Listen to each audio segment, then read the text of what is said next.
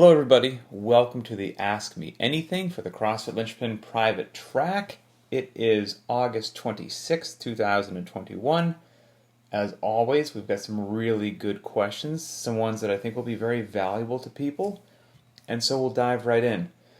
A couple of these questions, one specifically that's about sleep, and one that's about good programming or bad programming in affiliates. Both of them have, as are so many things in life, right? The answers are a bit nuanced. It's not a simple yes or no, but there's broader points and understanding to be gained from them, and I hope that serves people well in the long run. Critical thinking, I guess, would be a good way to think about it, because a lot of these things don't have that simple answer, but if you understand a couple layers deeper, hopefully you can make some good decisions for yourself. So let's dive right in. The first most upvoted question was actually from my wife, but I'm going to make that number 2 because I don't want to show any personal bias. And so we're going to go with what was the second most upvoted question first, and that is from Eric A. And basically, Eric says, at what point do you personally prioritize sleep over training? When would you recommend getting an extra hour or two of sleep instead of an hour of training? Sincerely, sleep-deprived dad, because some people have these metrics, right? Well, if you don't get this many hours sleep, then you shouldn't train, and 1 + 1 = 2, and etc., etc. And maybe, I think with those hardcore metrics, like you need to get exactly this many hours of sleep, and if you don't, then you shouldn't train. If you get this, then you should. That's lumping everybody into the exact same category, which I don't think that is actually accurate, and then it's probably rigid rules like that are also probably presenting hypotheses or theories as if they are facts, and I think that's a dangerous game as well, but I think one that happens all the time, where people present conjecture, hypothesis, theories, opinions as facts. There's nothing wrong with presenting your opinion, presenting a hypothesis, presenting your observations, as long as when you state that, you let people know, these are just my observations. This is my opinion. Maybe it's my opinion over decades of training and observation. Well, that's great. That has more value than only 1 month of training and observation. But there is still a difference between that and facts. And I think the internet is such a slippery slope of people presenting opinions and ideas as if they are scientifically proven facts, where everything else has tried to be disproved, could not be disproved, and now you are only left with this one option, therefore it is a fact. Not a lot of stuff is in that category, but the internet would have you think otherwise. So, with that little intro, let's talk about sleep and prioritizing it, or whether or not you should prioritize it over training. And again, Eric signed it sincerely, a sleep-deprived dad. Eric, I'm right there with you, my friend. Our baby is just over 8 weeks old right now, and she has colic. I love her to death, but she's a holy terror, and so she screams bloody murder most of the time, and it has been 8 weeks of me being exhausted. So when you say sleep-deprived dad, roger that. Okay, so let's talk about why you would like sleep in general, why sleep is a good thing. The list is more exhaustive than what I'm going to say, but these are general concepts that are widely accepted. Again, I don't want to use the word facts, but widely accepted regarding the benefits of sleep. Helps you maintain a healthy weight or lean out. You'll probably get sick less often. It's good for your immune system. Can in general reduce stress, improve some mental clarity, thought process, decision making, improve athletic or exercise performance, and just general mood health, the opposite of depression, if you will, amongst other things. Everything on that list is something that you would want, right? And everything on that list is strongly associated with getting good quality sleep on a regular basis. Not getting good quality sleep would be associated with the opposite, and it's very easy to say that we wouldn't want that. Having trouble leaning out, losing that last bit of jiggle around the belly, even though you're working out like a madman and eating super healthy, well, if you're not getting enough sleep, That could be a culprit right there. Who wants to get sick more? Nobody. Get some sleep. Who wants more stress? Nobody. Get some sleep. Who wants less mental clarity and poor decision making? Nobody. Get some darn sleep. And again, improved athletic performance. You want to do well in the gym, you're going to need your rest. So all of these things are absolutely mission critical. It's easy to see why, the opposite of not getting enough sleep or getting poor sleep would be detrimental, and that doesn't sound good. Other generally accepted metrics are that it's different for kids and teens, but most adults, shall we say, need anywhere from 7 to 9 hours a night of good sleep. That depends on the person. That's a big range. The difference between 7 and 9 is huge, but point being, some people do just fine on 7 hours of sleep. They're great. For other people, it's 8. For other people, it's 9. I don't know where you fall on that list, okay? But there is a range. So it's not, well, you didn't get your 8 hours of sleep, so don't go to the gym. You might be one of the 7-hour people. Or you might have got 8 hours of sleep, but you're the 9-hour person, Again, I can't tell you that. Some people, not a lot, but studies have shown also that do well on 6 hours of sleep a night. I don't think that's a big segment of the population. A lot of people are getting 6 hours of sleep probably because they have to. They're probably not happy about it, but that should not be confused with doing what's optimal for their health or their athletic performance. And other people need even more than 9 hours of sleep, but that general range is 7 to 9. And of course, if you split, the difference between 7 and 9 is 8, and that's probably why just most people throw around the term, the average person needs about 8 hours of sleep a night. It's probably not a bad ballpark figure. As a general rule, Eric, to get to your question, I would say that most people, that I know anyway, are overworked, overstressed out, just sprinting through life with work responsibilities, other responsibilities they have in their life, whether they're parents, whatever it happens to be. But most people's plate is very full.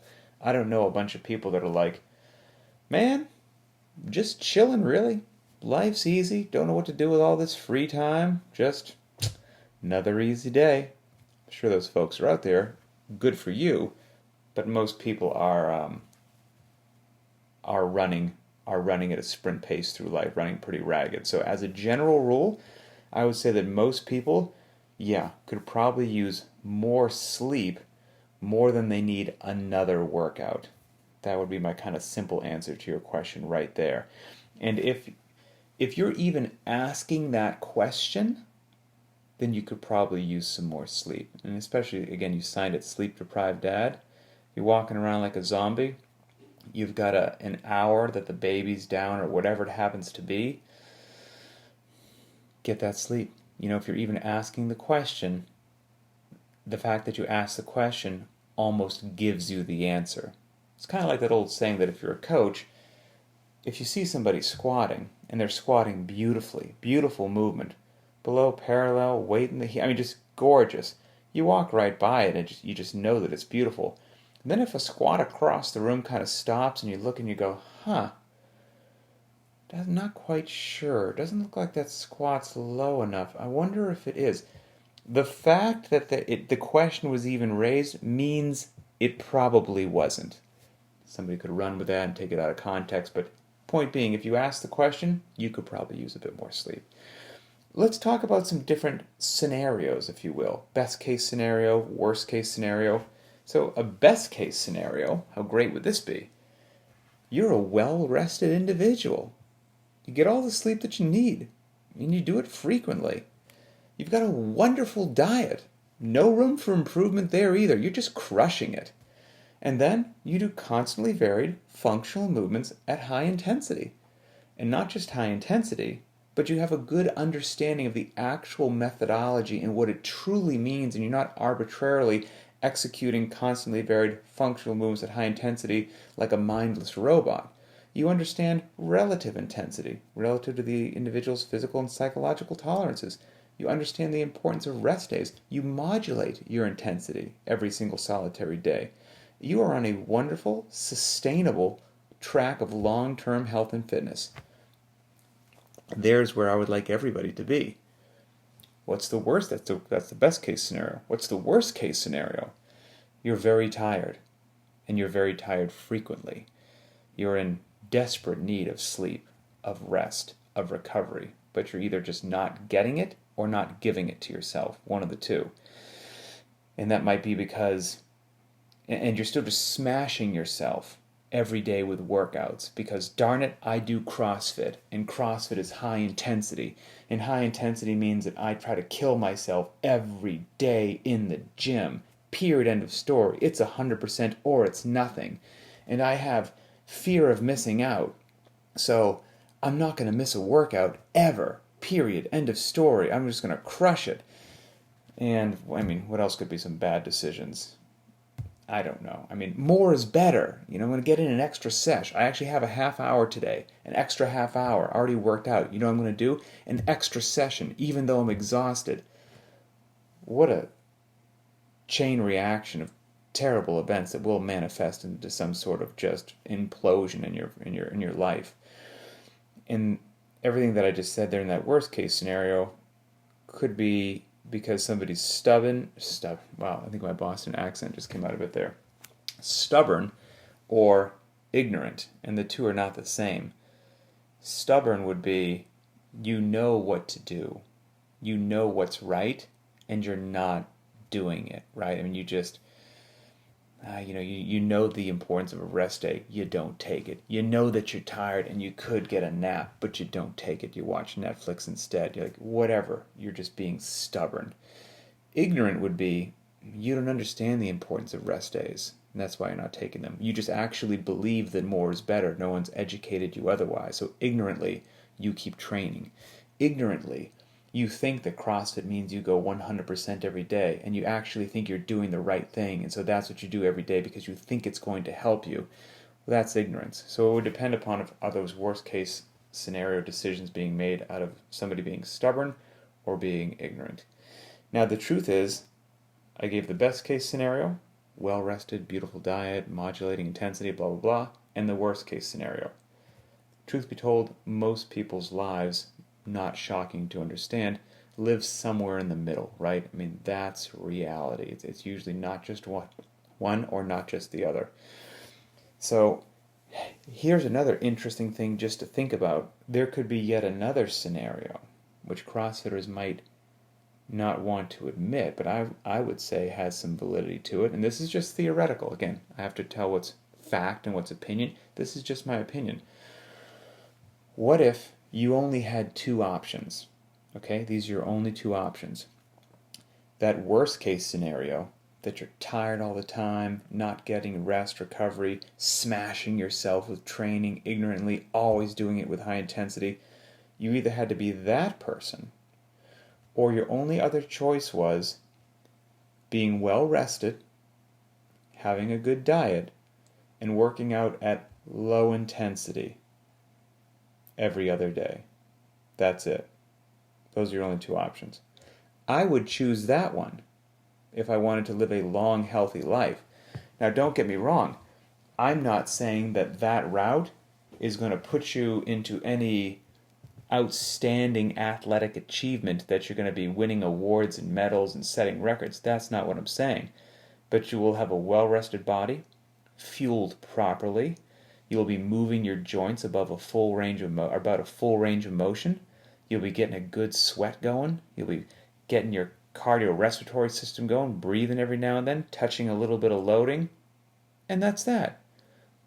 I would take that any day of the week if my only two options were that, well-rested and well-fed, full range of motion, low intensity, compared to not well-rested, not well-fed, smashing yourself unnecessarily with intensity every single solitary day in the gym, just beating down yourself physically and mentally.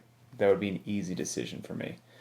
Obviously, our goal would be getting the best sleep possible when you can, making the best nutrition choices that you can, and then truly understanding constantly varied functional movements at high intensity and having the discipline and wherewithal to make smart decisions in your life, because everything has to get modulated a little bit, because life is not this just static line that never goes up and never goes down.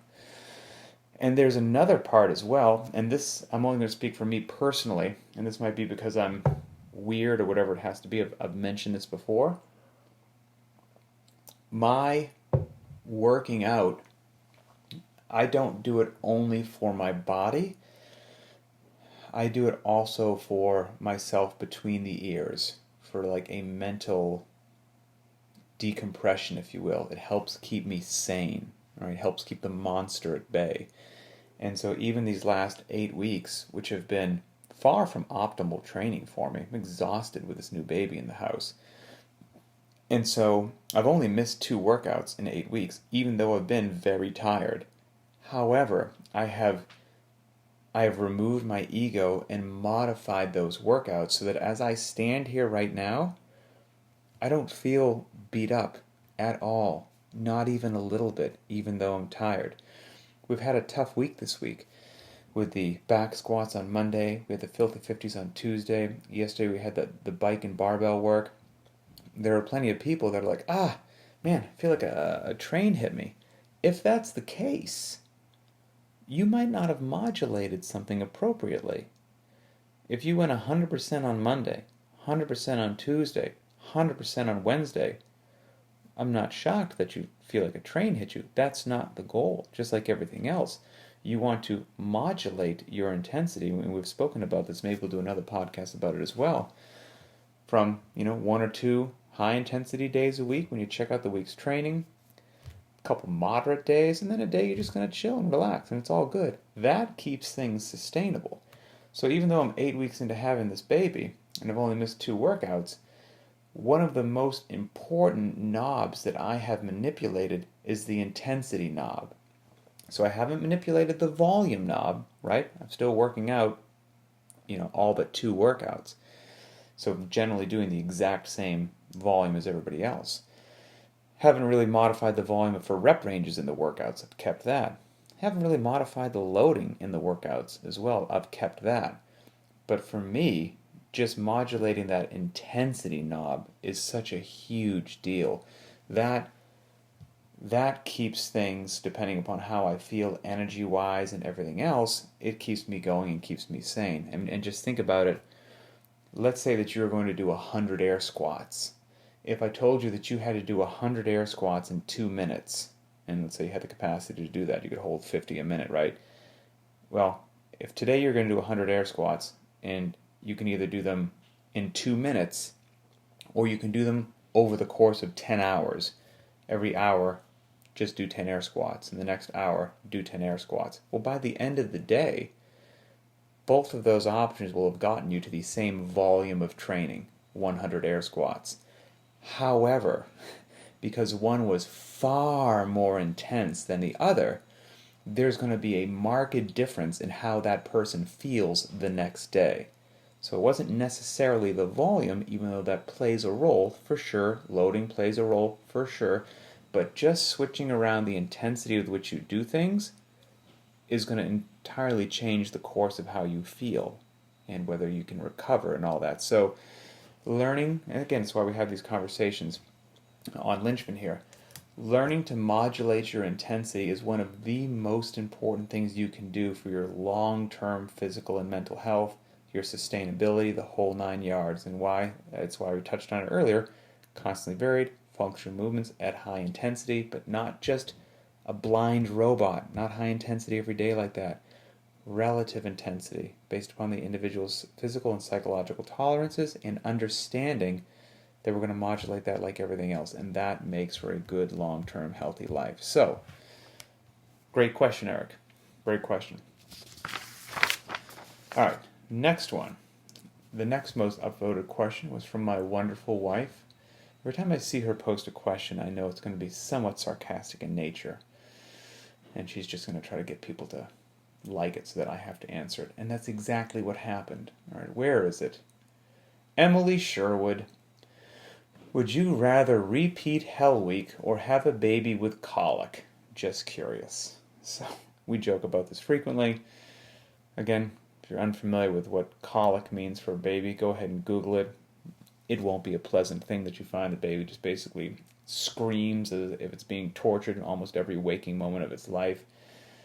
That tends to happen, from what most studies find, for anywhere from 3 to 4 months. Hopefully by the end of 3 to 4 months, it's kind of over. It can be associated with reflux or confused with reflux every now and then. But yeah, our baby's got colic, and it is not fun in any way, shape, or form. And that's why I'd be exhausted just having a newborn as is. But having one with colic has been a really special experience. But to answer the question, I've actually thought about this, because some of these nights were so miserable and it's so sleep deprived and walking around like a zombie that it actually put images of Hell Week in my brain. And at the end of the day, I would rather have a baby with colic than have to go through Hell Week again. That was, how to describe that? It was an undesirable experience, is how I would describe Hell Week. So anyway, baby with colic is what I would choose. Okay, next question from Greg M. Let's see here. Greg. I believe it was near the top. Here it is. If you could do only one workout for the rest of your life to be fit, what would it be and why? Good question. However, just the caveat to this is there is no one perfect answer. You're going to be neglecting something. So while it's a fun question and people like it, the answer shouldn't be just taken as, well, this is now the one workout I have to do for the rest of my life, and problem solved. Good to go. Well-rounded fitness, work capacity across broad time modal domains. No. But again, I shall answer the question. So if I had to choose one, I would want one that, in general, allows somebody to express intensity. Allows you to push the gas pedal pretty nice. Full range of motion would be tremendous. Neurologically demanding, so it keeps you sharp. We're talking coordination, accuracy, agility, and balance. So I wouldn't want simple movements in there. I would want challenging ones. There'd be some external loading. It wouldn't be just gymnastics. I would like to get in a pull from the ground. An explosive hip opening would be nice. I'd like to go overhead. I'd like to go below parallel. I'd also like to have a gymnastics movement in there as well. So I would most likely say, if I'd create a little workout, that'd be something like 3 rounds for time, the 400-meter run, 12 squat clean thrusters, and 7 ring muscle-ups. Again, you'd be missing something. You wouldn't be going long. We wouldn't have interval days. Wouldn't be doing like 100-meter sprints. There's so many fantastic things that, again, from having to choose one workout, you are omitting other wonderful things. But that workout, that would be, relatively high on the list. And I'd like to be able to vary the loading would be great. Vary the reps would be great every now and then. But gun to my head, that's the one that I'm gonna pick right there. Okay, let's see. Next question. Ooh, okay, this is from Tim. What are the signs of good and bad programming in CrossFit? Is bad programming a thing, or is it all fitness? Dun dun dun. Okay, here we go. Signs of good versus bad programming. We have to define your terms, right? What would make it good and what would make it bad? And each person might have their own answer for that. But I would say, to answer the question, right, things that I would consider is, does the programming yield improvement in athletes? Does it yield stagnation, or are athletes declining? And there's probably your most important metric right there, just the efficacy of the program. Is it effective? Is it driving the needle forward? And is it driving the needle forward long term? Okay? You get me a bunch of deconditioned people or people that haven't been exposed to fitness, having them do darn near anything is going to work for a short period of time. That's not challenging. So is this programming making improvements in the population for a sustained long-term period of time? And that doesn't mean a PR every day. That's not the same thing. I can't remember what Linchpin Conversations this was, but it was called the fitness stock market. So when I say long-term improvement, I liken it somewhat to the stock market, because in CrossFit, you're trying to be good at so many things. I don't know the exact number, from gymnastics to weightlifting to monostructural to all the power lifts, the Olympic lifts, all the gymnastics movements, your 100-meter repeats, your 400s, your 800s. Like, there's all kinds of stuff, right? Let's just say there's 100 different things. That doesn't mean that every single solitary day, every single one of those 100 improved every single day. It means, in general, when you look at the long term, the needle's moving in the right direction. And I likened this to the stock market. So let's say that you're investing in the U.S. stock market, and you've got the S&P 500, right? So you're not just investing in one stock. You didn't pick one company. You said Tesla. I'm just going to invest in Tesla. And every day, Tesla either goes up or it goes down. I'm not invested in anything else. It's this singularity. Versus you could invest in an index fund, an index fund that invests in all the companies in the S&P 500, the 500 largest companies in the United States of America. And so every day you check your stock, your index fund that's invested in all 500 companies, right? And it doesn't mean all 500 of those companies went up on any particular day or went down. That stock your index fund might have gone up, but some of those 500 companies are having terrible days, others are having great days, others are middle of the road. Other days that you check it, the stock went down, etc., etc. Which is why you don't check your index fund or the stock, every single solitary day. You'd go crazy. You look at it every quarter, every 6 months, every year. And if you looked at it every quarter or 6 months every year, you would have that classic up and down, crazy jiggly line that looks like a heartbeat. That is, kind of how the stock market works, where it has peaks, it has valleys, it has flat areas. But if you look at it over the course of a year, even though it has those peaks and valleys like an EKG or like a heart rate, you want that general trend to be moving upwards. That's what we're looking for. Doesn't mean that every single solitary day, every single one of those 500 different companies set a new PR. That's just not how it works. But the general trend is moving in the right positive direction. It's kind of the same way I would encourage people to look at your fitness, which is why a singular PR is nice, but it doesn't necessarily mean that your entire fitness is moving in the right direction. And the opposite is true. A day that you're way off of a PR, you had a bad day, that doesn't mean that everything is bad either. You have to step back and look at a larger swath of time to truly see what direction is the trend moving in. And so, getting back to your question, Tim, about good programming or bad programming, that's what I mean when are we seeing improvement, stagnation, or decline over the long term. Because a good program will have you moving in a good direction for a very long period of time. A good programming also, in my opinion, would have your body healthy, feeling good, joints free of injuries. There's a mental component that would be, in my opinion, assessed as well. Your mental state. Does the training make you happy? Is it fun? Do you look forward to it? Because if you do, those are going to be key things to you being consistent. And if you're not having fun, you're not consistent, you're not going to stick with it. And so, does it matter if the programming's really good if you're not doing it because you don't enjoy it? Probably not. You have to actually do it. Then you could assess things, depending upon how much you wanted to dive into the movement patterns and other aspects of programming. That are they being hit? Are they being neglected? Again, pulling from the ground, hinging at the hips, squatting, pressing, pulling in various directions, slow lifts, fast lifts, rep ranges, time domains, monostructural, gymnastics, weightlifting, etc. And are all of those elements being considered in the program design, and are they being laid out in a deliberate, intentional manner, with the required care, thoughtful planning, etc., to move that athlete's fitness forward, not too fast, leading to overtraining and injuries, yet not too slow, and is it being done in a sustainable manner? And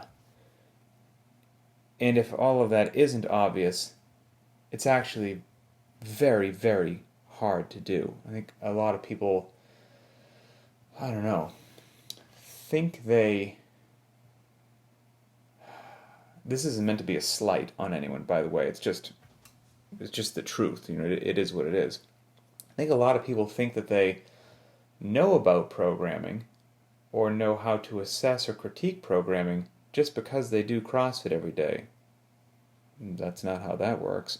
Or maybe because they're really good at it. They're a good athlete, so they must know what CrossFit is because they're a really good athlete. That doesn't mean that either. My wife will be the first one to tell you that. She's a far better athlete than I am. Went to the games twice. She's got no clue how to program. Hasn't spent a tremendous amount of time trying to actually figure it out and get better at it. But she's a far better athlete than I am, so the two are not intrinsically, just related like that. It's like, all of us drive a car every day. It has no bearing on your understanding of how a car works, how to build a car, or how to drive a car amazingly like a race car driver, even though you drive a car every single solitary day of your life. So repeated exposure to something does not lend itself equally to competence or understanding of whatever that endeavor happens to be. And so, where was I going with this? Oh, so good programming or bad programming. So let's say that it was bad, and it almost bothers me to use that phraseology, but again, for the sake of this discussion, let's just say that it was bad. Athletes were stagnant or they were declining. People just, joint health was bad. Nobody enjoyed it. So just some of those things we could probably agree, well, that doesn't sound like good programming, that sounds like something else. So it would probably be bad programming. Well, then you would have to ask yourself, why is it bad programming? And is it, on the programmer's part, ignorance or malice? And rarely is it malice, right? Rarely does somebody, just some psychopath that's like, I'm going to intentionally create bad workouts to beat people down. Maybe that happens, but I tend to think it's pretty rare. It's most likely ignorance. And not that makes it any better, but what I mean by ignorance is it takes whatever. It takes a year to get a year's worth of knowledge. It takes 10 years to get 10 years worth of knowledge, etc., etc. Like you can't shortcut experience. And so if you have somebody programming workouts or designing a physical fitness curriculum that is a novice, they're just new to it, they're a beginner, it would make sense to me that what they're laying out would be less sophisticated, less effective, less everything than somebody who was an intermediate level programmer. And it would make sense to me that the intermediate level programmer isn't doing it quite as well as an advanced level. Again, you can't rush the development. You're going to be a beginner programmer for a very long period of time, and as the years go by, if you actually stick with it and hone your craft and dive into and try to continually make it better and better and better and better, there's a good chance that you'll look back 5, 10, 15 years later, if you happen to still have some of your early workouts, and be like, I should have probably would have changed this to this, or nowadays, you know what, I wouldn't have done that. Thought it worked well, but I learned the hard way that it doesn't. Those are just lessons that they're tough to avoid, and you get to learn them. So, again, it might come back, Tim, to whether the person programming is what their level of skill is for that. Here's another interesting thing. I'll leave you with this. And this is more of a thought-provoking question. Now, obviously, the best case scenario is you have top-notch programming delivered to you. Again, this is what we try to do in Linchpin, quite frankly. Top-notch programming, but then just not delivered to you like you're a mindless robot. Getting people to understand the concepts behind it, the why, so that if they have to make a modification or a decision, that they have the knowledge to do that. That's huge. And then the workouts should be fun, right? Because you should want to go into the gym and do them, because consistency is so important. And then that should be coupled with a supportive, wonderful community of like-minded people that help you move forward towards your goals. There's the best case situation, right? Best programming, best people, best knowledge, having a great time, wonderful. Well, let's play this scenario out. What if we don't have the best case scenario, okay? What if we have this? What if somebody had the best programming? Again, how you would define that, we can go down a different rabbit hole, but they had the best programming, but a terrible community. It wasn't fun. I don't know, they made you feel bad about it. You didn't enjoy doing it, but it was the best programming. And then you had a different gym, and their programming was average. Wasn't the best in the world, was not the worst. It was just wonderfully mediocre and average. But you loved the people there, and you had a blast every time you walked in, and you felt just, you smiled from ear to ear, and it was like a stress relief. And due to that, you stuck with it, and you were consistent, and you applied yourself, and you just poured your heart and soul into it. Whereas the other one, since you weren't surrounded by good people, and you didn't really like it, even though it was exceptional programming, you'd start missing workouts because it's just not fun to do and blah, blah, blah. So you're half-heartedly doing, quote-unquote, the best stuff in the world, or doing average programming, having a blast and being supported by great people. Again, this is just a thought experiment, but I would bet if you checked in with both those people 3 to 5 years later, the one that was surrounded by great people, having a blast, doing quote-unquote average programming, would be better off than the other individual. So there's a whole lot of factors in there as well. So hopefully that helps. Oh, one final question from Justin H. I think this was down near the bottom. Justin. Do you post your workouts in Beyond the Whiteboard? Why or why not? Easy question. Justin, yes, I do. Other than the days that I write them on the dry erase board in my garage, and then I forget to enter them on the phone. But no, yes, I do. And why do I? Because Beyond the Whiteboard is fantastic, in my humble opinion. The best data tracking software out there by leaps and bounds, and everything's just available at your fingertips forever and ever. And it's not a scribbled on notebook that I can lose and misplace and spill coffee on. It's just everywhere I go, it's right there with me at the tip of my finger. So do I put them in there? Yes, I do. Okay, let's do a couple Linchpin shout-outs. Let's see. All right. First one is from Eric F. I entitled this Table Rows in Place of Pull-Ups. So basically, Eric was doing a workout of the day and didn't have access to a pull-up bar. It was raining outside, etc., etc. So he had he made a good decision, a sturdy table in his house that he basically planked his body out under the table, grabbed the edge of the table with his palms, and rode his chest up towards the table and did basically a ring row, or like an inverted bent-over row with the table. Awesome, making it happen, and a fantastic pulling movement, quite frankly. Next one, from Lauren T. So, Lauren says, "Hey crew, today is my birthday, and the reason I share this is because it is a pivotal number. This year he was hitting 54 years old. My father died at the age of 53 from bad choices and chronic disease, and I decided years ago I didn't want to go out like that. So today I celebrate one goal towards a long, healthy life of being around for my kids as long as possible. What better way to celebrate than with Fight Gone Bad and wall walks? All of you help me every day with my why. Thank you." Lauren has got a photo of himself, what he posted here, upside down doing the wall walks, has his shirt off. I don't know what 54 is supposed to look like, but never in my wildest dreams would I have thought you are 54. Lauren, you're absolutely crushing it. When I'm 54, I hope to look like you. Absolutely, absolutely fantastic, and good on you for choosing to take your life in a different direction. Kind of thanks for sharing that story. Last one. This one's also very powerful and cool. This is from Melissa L. While today might be my CrossFit anniversary, this day is more significant. I decided I wanted fitness more than I wanted my nicotine addiction during one of those 400-meter runs. This was years ago. During 400-meter repeats, she decided to quit smoking. I started CrossFit and quit smoking that night 8 years ago. CrossFit saved me so many times when I thought I would give in to the stress and light went up. I would go to the gym, dive into the workout, and be okay once I was done.